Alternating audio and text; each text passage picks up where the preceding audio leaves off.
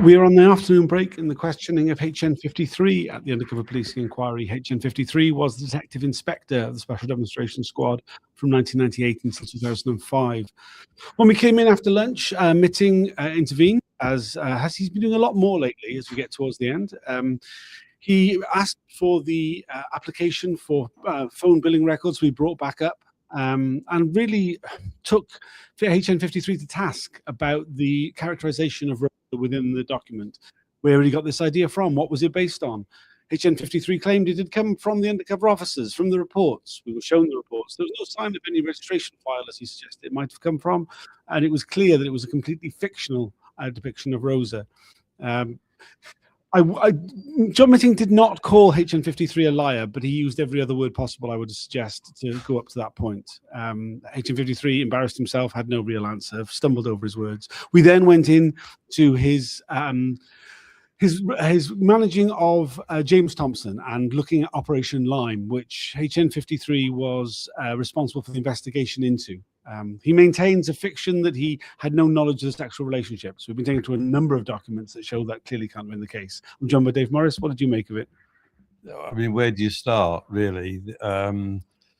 Yeah, I mean, the judge, Mitting, is clearly believes this guy's an utter liar. I mean, so does everyone. And not just that, but taking piss. I mean, you know, he's been put, you know, absolutely conclusive, you know, documents in front of him, and basically say, oh well, you know, black is white, white is black. It's just like so. But so it's actually quite the way Rosa was treated when she was trying to find track down her former lover, who she didn't know was an undercover policeman, Jim Boyling. And it's really, really shocking. She had to put so much effort in. She was treated like shit. They moved the offices of the undercover units. You know, he did this fictional application for her phone billing records. Presumably, I don't know why, to find dirt on her or whatever. Well, to see what else she knew. I mean, she discovered the phone number of the SDS office and the another number for the SDS. She rang both of them, and essentially it appeared to be just to find out what else she knew. Yeah,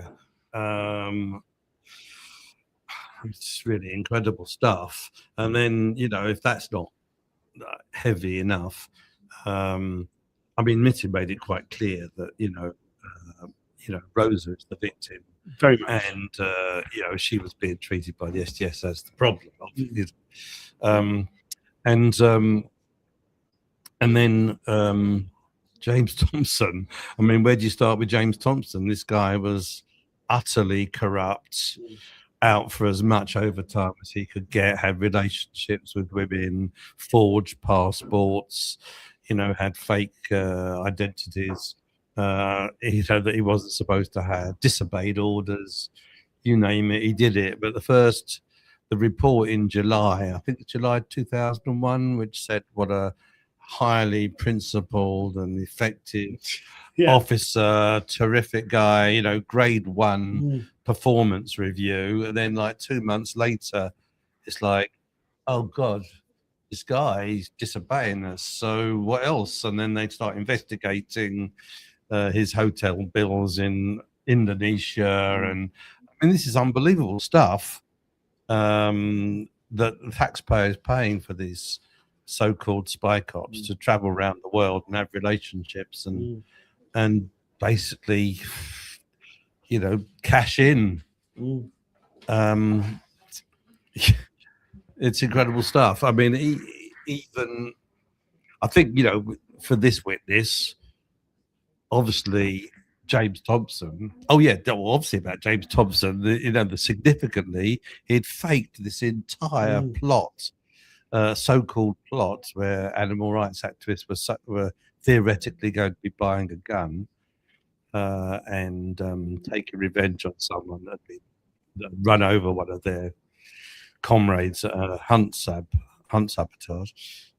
But the whole thing was utterly faked by James Thompson and manipulated, and like, you know, other cover officers had gone out to supervise the operation, but I mean, where do you start? Really, it was interesting that we saw rare information about a closed officer who, in fact, was the one who went to Mike Dell, the DCI of the unit, and said that he believed that Operation Line was a load of old rubbish, that he knew that James Thompson had been given a gun by someone that he'd been a close protection officer for, some dignitary, and that he'd been allowed to keep the gun, and he'd taken the gun to France and put it in a safe deposit box. And it was the belief of this closed officer that was the gun. That was the gun that the so-called animal rights people was meant to be trying to track down. Anyway, yeah, it's. I mean, this should be front page news. These are police officers supposedly there to protect the public, being paid by public funds, and it's just shocking what was going on, what was being covered up. What I find finding very, but what I think all of us are finding really incredulous about the evidence that's been given by HN53 is that he's claiming that he had no suspicions that James Thompson was deceiving women into a sexual relationship, despite the fact we've seen evidence of his phone records that shows he's making literally, it was like 600, I think it was, phone calls to Sarah, hundreds to Wendy and Ellie. He was having sexual relationships with two of these women, but despite, as Don Ramble, the lawyer, has pointed out, despite being a career detective, there was no curiosity from HN53 to suggest that this might well have been a sexual relationship. The thing is, they didn't want it. They had a policy of don't ask, don't tell, don't in writing. At best. And if you see it in writing, take no notice, cover it up. It's a very charitable reading of events. What is the other alternative is they were fully aware that women were they treat women like they were expendable, and that sexual abuse was seen as a benefit of the job. That this was something which they were all up to it, and there was a tacit approval of that sort of behavior. Yeah, fair enough. Yeah, fair enough.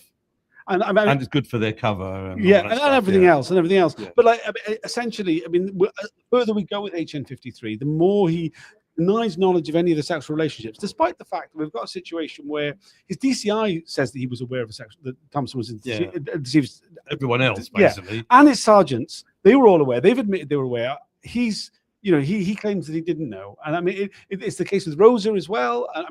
When Mitting put it to him, he said, to the credit of your former detective chief inspector, he has admitted that he did know by this point. When he attended last week. Yeah, we at first denied it, but then admitted it's like hinting to the witness, admitting and saying, well, if you start telling the truth, you might get a bit of credit here. Yes, absolutely. Exactly what he was saying to him. And I didn't pick it up. He was given the opportunity to okay, stop looking so stupid. Just admit that you knew. Yeah, we'll move on. But no, he didn't. No. He wasn't willing to do it. He wasn't willing to do it. Pathetic. Very pathetic. He's a pathetic witness. We better go back in. It's only a short break. Thanks to everybody who's liked and shared these videos. Makes a huge difference to how visible it all is. There's no journalists here.